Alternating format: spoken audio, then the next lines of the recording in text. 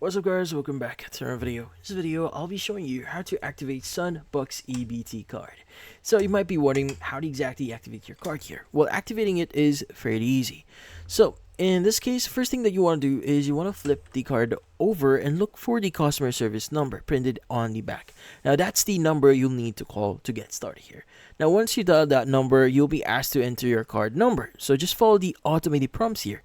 Now after that, they'll likely ask you to verify your identity, so be ready with a few details like your social security number, date of birth, and possibly a PIN or password you've already set up, if applicable here.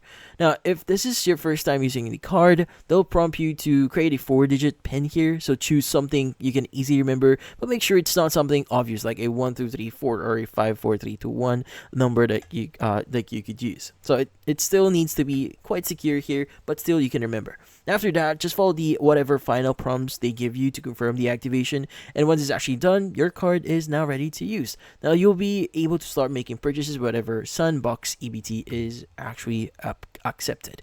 But yeah, so in this case, that's about it. So if you found this video helpful, don't forget to leave a like and maybe subscribe to our channel. Thank you for watching.